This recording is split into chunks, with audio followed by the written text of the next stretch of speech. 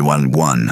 My daughter-in-law treated me like a maid and schemed to steal my $5.2 million inheritance. My name is Rebecca. I'm 78 years old. A widow, a mother. Once I was a wife who cooked 3 meals a day and paid every bill on time. When my husband Harold passed, I inherited $5.2 million. I didn't tell anyone, not even my son. A week after his wedding, a notary showed up at our house with blank documents for me to sign. She looked at me like I had nothing. I let her think that. Lily, my daughter-in-law, never left after the wedding. She stayed in our house, taking up space like she belonged there, draining us bit by bit. Just put her in a home already, I heard her say. Or better yet, have her committed. I was standing in the hallway towel, still damp in my hands. They didn't know I was listening. They never did. The words hit harder than the cold tiles beneath my feet. I should have walked away. I'd let other insults go before. But this one planted itself deep inside me. Thomas, my son, used to fall asleep on my chest when he was a boy. He used to pick dandelions for me on his way home from school. Now he wouldn't even hand me a glass of water unless Lily told him to. After Harold passed, the silence in the house became unbearable. 48 years of marriage. Gone. Cancer took him fast. I stayed 6 more months still dusting his slippers, cooking his favorite meals, pouring 2 cups of tea out of habit. Then Thomas came over one day. "Mom, you shouldn't be alone. Come live with us." At the time, it felt like love. Lily welcomed me with a smile so wide it made my chest hurt. "Of course, Rebecca," she said, holding both my hands like I might break. "We'd love to have you here." She made me peppermint tea, brought out a pillow for my back, even put a photo of Harold on the shelf in the living room.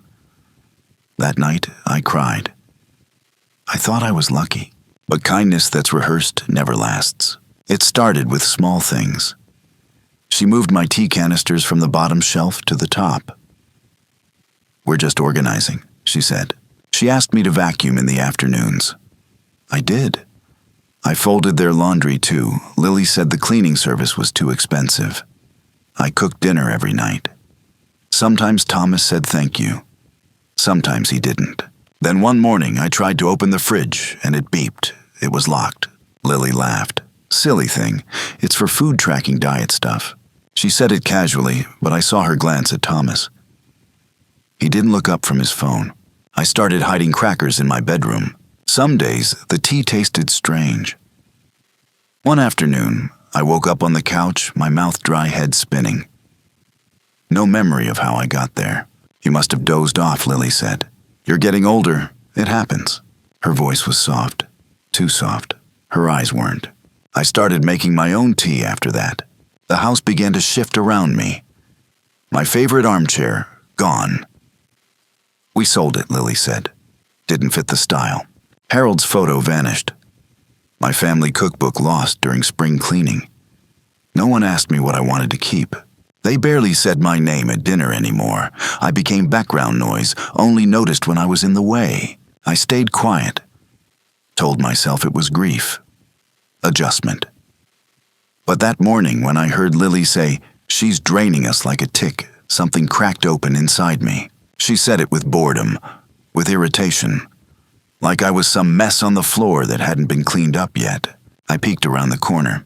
Lily was at the table flipping through a magazine, perfectly manicured fingers tapping her mug. Thomas stood nearby, awkward and half involved. "I'm serious," she said. "Your mom just eats, sleeps, and floats around like a ghost." I didn't sign up for elder care. We want kids. We need space. We can't do that with her always here. Thomas sighed but didn't disagree. "She'll say no," he muttered. "She won't," Lily replied. "She's too tired to fight. We just need a doctor's note. She's already halfway there." You saw how confused she was last week. I wasn't confused. I'd been up for 36 hours because of whatever she'd slipped into my drink. Still, I cleaned their bathroom. Once we get the evaluation, she said we go forward. Conservatorship. At her age, it'll be easy. Thomas rubbed his temples. "I don't know, Lily. She's still my mom." "She's not your mom anymore," Lily whispered. She's dead weight. Look at her talking to herself, forgetting things. She's not getting better. I backed away, heart racing. I returned to my room, sat down on the bed, hands trembling. They wanted me gone. Not just out of the house, out of the picture. Labeled incompetent. Signed away. They thought I was broke. Good. Let them think that. They never asked what Harold left behind. Never noticed I hadn't touched the joint account. Never found the drawer in my nightstand with his will naming me the sole beneficiary of over $5 million in investments and property. Quietly sold off the year before he died. They didn't know. They never asked. And now they had made a mistake. They thought I was alone. But I wasn't. I still had the one thing they didn't, my memory. And I remembered every word Lily said when she thought I was too old to understand. I remembered. I would not forget. In the early weeks after moving in, I tried to make myself useful. I cooked dinner every night, folded laundry, cleaned the house before they came home. I dusted the shelves, scrubbed the tub, even organized their pantry by color. It wasn't pride, it was survival. If I could be helpful, if I could blend into the background, maybe they'd let me stay without trouble. No one knew the house was mine. After Harold died, everything went into my name, including the deed to the house Thomas and Lily were living in. Harold and I had bought it when Thomas started college, thinking it would be a good investment. But we never told him. Some things, Harold used to say, should be earned, not handed out like candy. So when Thomas and Lily moved in after the wedding, we let them think the house came from some generous mystery landlord. I paid the taxes, repairs, and bills through a trust. No one asked questions. No one said thank you. Lily liked to believe she was queen of the castle. She had a taste for pastel furniture and Pinterest-style renovations. I'd come home to find wallpaper-stripped cabinets, replaced walls repainted in beige shades I couldn't name. One morning, as I stood in the hallway holding a basket of clean towels, she looked me up and down. "You smell like mothballs and regret." I said nothing, just turned and went back to the laundry room. She thrived on making me small. It was in the way she corrected me loudly when guests came over. "No, Rebecca, we use the espresso machine now, not that old drip thing." Or how she'd talk about me like I wasn't even in the room. At dinner, sitting with two of her friends, she said, "Having her around is like living in a museum. Everything smells like the past, and it never shuts up." They laughed. Thomas stared at his plate and poked at his peas. He didn't speak up, not once. "You better die before Christmas," she said one afternoon while rearranging the living room. "We're redecorating." I was standing by the window, dusting the sill. She said it casually, like she was discussing replacing a throw pillow. That night, I cried. Quietly. Into the same pillow Harold gave me 30 years ago on our first trip to Cape Cod. The next morning, I started my quiet war. No yelling, no confrontation. I started writing everything down. Every insult, every cruel phrase. I hid a little notebook beneath the drawer liner in my nightstand. December 3rd. She left crumbs on the counter. I should shove those crackers down her throat. December 10th. Thomas, if you don't talk to her, I will, and I won't be nice. December 17th. She wears that same sweater every day. I swear it smells like death. Words are weapons. And I was collecting hers like bullets. But words alone wouldn't be enough. So I turned to Harold's old picture frame. A heavy oak one with floral trim. I hollowed out the back just enough to fit a small voice recorder. I placed it on the mantel, a little off-center. Just enough to catch their voices in the living room. Each night after they went to sleep, I downloaded the recordings onto a flash drive hidden in the lining of my purse. I labeled it something no one would ever open: church hymns, 1980, 1987. For weeks I recorded everything.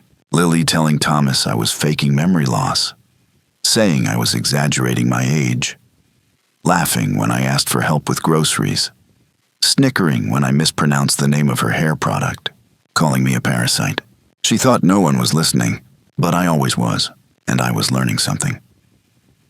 Lily wasn't just cruel, she was strategic. She twisted everything into evidence against me. If I dropped a glass, it was a sign of mental decline. If I forgot to put the milk back, it was proof of dementia. I caught a glimpse of her computer once. She left it unlocked. There was a folder called Rebecca Notes, inside a list of everything she claimed I'd done wrong since August. She was building a case. It was terrifying. But it also woke something up inside me. Something sharp. Something strong. I wasn't crazy. I wasn't weak. And I was done pretending not to notice. That night at dinner, I made roasted chicken with rosemary mashed potatoes and a green bean salad with lemon zest, Thomas's favorite. No one said thank you. No one said a word. Until Lily cleared her throat, pushed her chair back, and retrieved a folder from behind her. She walked over and set it beside my plate, right on the cloth napkin I'd ironed that morning. "Let the maid sign the papers," she said. She didn't even look at me. She looked at Thomas. She doesn't know what they say anyway. I looked down at the folder. Thomas looked at his drink. I reached for my reading glasses, not because I needed them for large print anymore, but to buy time. My hands were trembling. My heart was pounding. Thomas didn't say a word. I opened the folder. Page after page of legal language, tiny font, dense paragraphs, phrases like durable power of attorney, asset transfer, revocation rights. It was disguised as estate planning, but it was something else entirely. They wanted control. Thank you for listening to today's stories. Part 2 will be updated soon. If you enjoyed listening, please like and subscribe if you haven't done so already. Also, leave a comment below to share your thoughts on what happened. Take care.